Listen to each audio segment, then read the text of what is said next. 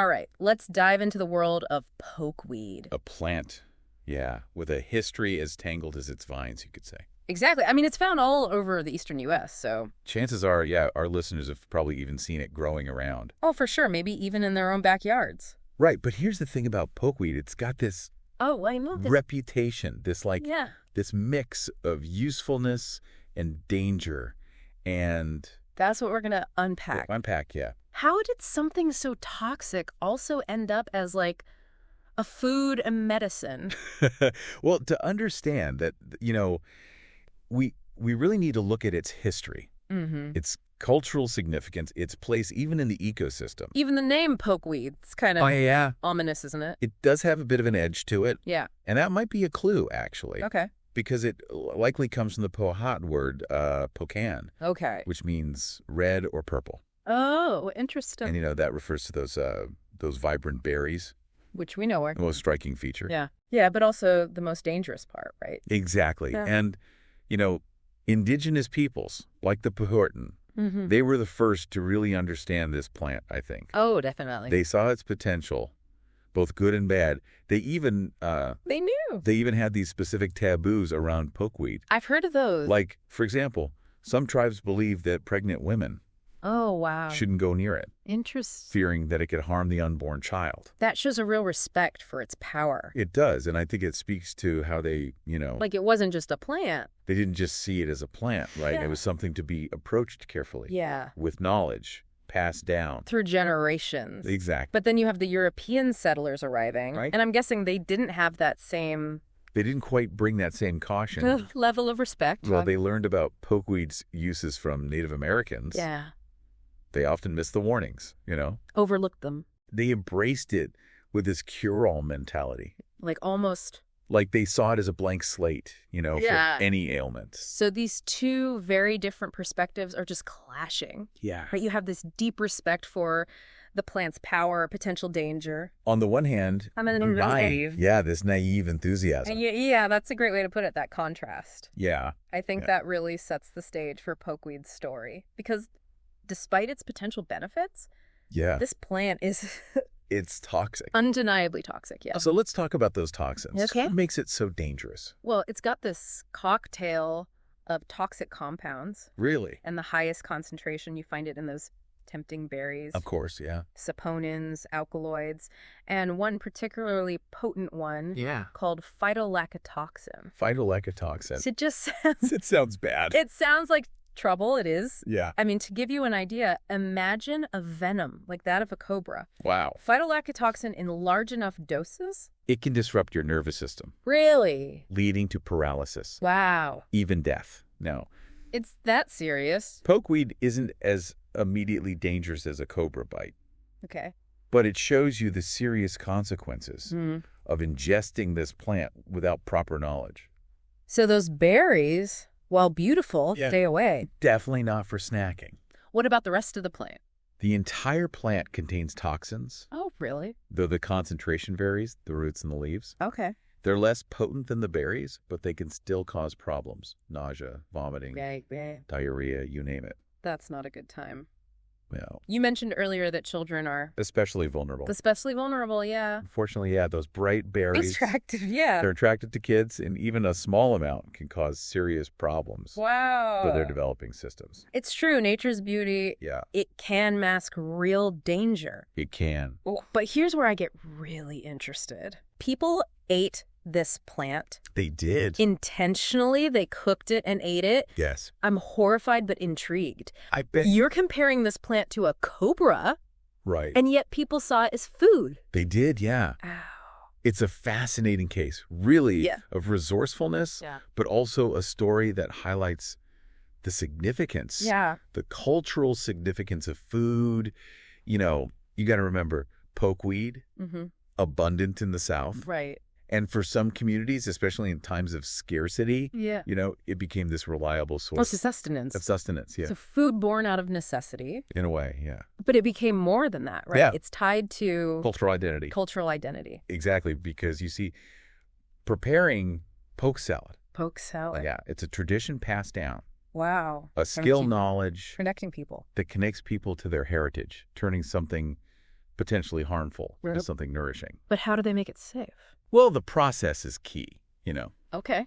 Careful selection, only the young leaves, Oh, okay. and then multiple rounds of boiling, draining, and rinsing. So it's not just a quick, like, saute. It's No. this whole... It's a meticulous process. It really requires expertise.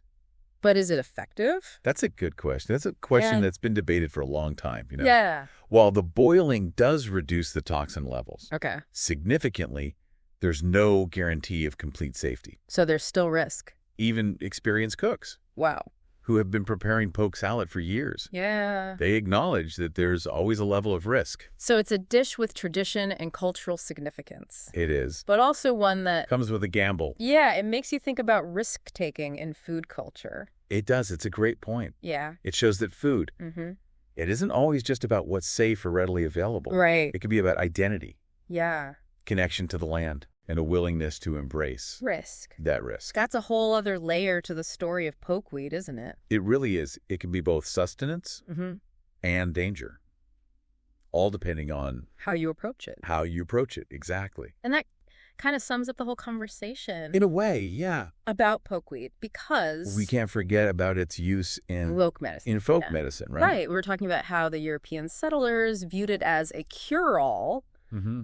but that belief, especially with something like cancer, Oh, yeah. could be dangerous. Very dangerous. And unfortunately, Yeah. that belief in pokeweed's ability to cure cancer, Yeah. which was really prevalent in the 19th century, Wow. it wasn't backed by scientific evidence Of course not. and may have led to people delaying Oh. proven treatments. That's awful. It's a reminder, you know, Yeah. how misinformation, even if it's well-intentioned, It can have. can have serious consequences. Absolutely. It highlights the importance of, Critical thinking. yeah, especially when dealing with something like pokeweed. What about the other claims? Okay. Did pokeweed have any legitimate medicinal uses? There is some evidence to suggest Okay. that certain compounds in pokeweed Okay. might have anti-inflammatory or antiviral properties. Interesting. For example, Native Americans, they used pokeweed root Uh-huh. for things like rheumatism and arthritis. Really? And there's ongoing research exploring its potential Wow. in modern medicine. So the cure-all reputation, Exaggerated? but there might be Some genuine value there? hidden within, Hidden, yeah. but rigorous scientific study, Absolutely. not just anecdotes. Yeah, not folklore. And even if we do find beneficial applications, Yeah. careful dosage, Mm-hmm. preparation's going to be crucial. Of course. Those toxins are still there. Right. It's a balancing act, It is. you know, acknowledging the potential benefits, Yeah. but respecting those potential risks. Where does that leave pokeweed today? Good question. Is it still used medicinally? Its use has declined significantly, I bet. especially with the development of, you know, safer alternatives. Right. You might find some herbalists using pokeweed, Oh, okay. but always with extreme caution Yeah, and in very controlled amounts. of course. Its reputation for danger Yeah. is well earned. It's not something to play around with. It's not, no. So it's a far cry from those days when it was Oh, yeah. a cure-all. The cure for everything. So what's become of it in our modern world? Well, it's mostly relegated to ornamental use. Really? Yeah, people like those tall stalks, Yeah. the vibrant berries, Yeah. adding a bit of drama to Yeah. the garden. So it's gone from workhorse to show pony? That's a great way to put it. It's really a testament to the fact that Our relationship with plants can change. it can change so dramatically Yeah. as our understanding of them evolves. But even in that ornamental role, Yeah. we still got to respect it. No, absolutely. Those It berries. might be beautiful, Yeah. but we know better Than to let our guard down. than to let our guard down. Yeah. And speaking of respecting nature, Yeah. let's shift gears a bit and talk about Okay. pokeweed's place in the ecosystem. Okay. We know it's toxic to humans, Right. but what about other creatures? How do they interact with it? Yeah, how do they interact with it? That's where things get really interesting. Okay. Remember those berries that are so dangerous to us? Yeah. They're a feast for certain bird species, Really? like robins and cedar waxwings. So what's poison to us is a treat to them. It is. It's amazing, isn't it? How do they do that? Birds have evolved Yeah. incredible adaptations to deal with plant toxins. Wow. And in this case, their digestive system. Okay. It can process those harmful compounds Uh, without any ill effects. So they just eat them, no problem. They eat the berries, Wow. no problem, and then they disperse the seeds through their droppings, helping the pokeweed spread. So it helps it spread. It does. That's amazing. It shows you what might be dangerous for one can be completely harmless for another. It all comes down to evolution. Evolution and adaptation. Adaptation, exactly. And it highlights the interconnectedness Of everything. of all living things, even those that seem threatening or harmful to us. Pokeweed, for all its toxicity, it plays a vital role in the ecosystem. It does. It provides food It does. and contributes to biodiversity. Absolutely. This deep dive into pokeweed is... It's really a journey It is. of discovery. It is. I mean, I'm learning so much about not just the plant, but about our relationship with nature, Yeah. the complexities of food It's fascinating. and medicine, and the cultural significance of something like poke salad. It is, and we're just scratching the surface. Really? There's so much more to uncover about this plant. There always is, I think, with all these plants, right? I think so, yeah. It really makes you think about all those other plants out there with, with stories just waiting to be told. Like if you're walking around and you see a plant, you might just be like passing by centuries Right. of history, of cultural traditions, Sure. of ecological relationships. All wrapped up in a single stem Yeah. or a brightly colored flower. It's amazing. It is. And sometimes those roles, like with pokeweed, Oh, yeah. they're surprising. It can be. I mean, who would have guessed that the same plant that can cause seizures in humans Right. could also be like this crucial food source For birds, for right? birds? It's incredible. That's full of paradoxes. Nature's full of paradoxes. True. It reminds us that. Our human perspective. Yeah, human perspective is just one way Yeah. of seeing the world. It makes you think about like those indigenous cultures that knew how to use pokeweed's benefits Right. while also respecting the dangers. I wonder if we've lost some of that wisdom in our modern approach. That's a good question. Have we become so focused on controlling and categorizing nature Yeah. that we've lost touch with those? Those deeper connections. Yeah, those more interconnected ways of knowing Yeah. that characterize those earlier relationships. I'll never look at a pokeweed plant the same way again. I don't think I will either. It's just, this whole deep dive has been this incredible journey It has. of discovery. It started as this simple question about the plant's duality, Right. but it's become so much more than that. It really has. It's about It's about history, culture, our place in the natural world. and that's the beauty of these deep dives, isn't it? Yeah, they take us on these journeys we don't expect. Unexpected, they challenge our assumptions and just expand our understanding of everything. Yeah, absolutely. So as we wrap up, Okay. what's the one key takeaway Ooh, that's a good question. that you hope our listeners will walk away with? I'd say it's this. Approach every encounter with nature, no matter how small or seemingly insignificant, Yeah. with a sense of curiosity and respect. Curiosity and respect. Yeah, you never know what hidden stories you might uncover. I love that. So next time you're out in the world, whether it's a park, your backyard, Yeah. walking down the street, Just take a moment yeah, to appreciate those plants around you. they might just surprise you They might. with their secrets. Keep exploring. Keep exploring. Keep questioning. Keep questioning. And keep those deep dives going. And until next time, Yeah. happy listening. Yeah, it really makes you think about all the other plants out there. I know. Just waiting to tell their stories. Yeah, like what are their secrets? Right. When we just walk by them every day. It's true. Yeah, we take it for granted. And if pokeweed can be this complex and fascinating, All right. who knows? Who knows what else is out there? Exactly. Maybe we need to change how we look at plants. Maybe we, not just see them as decoration. Right. Not just background.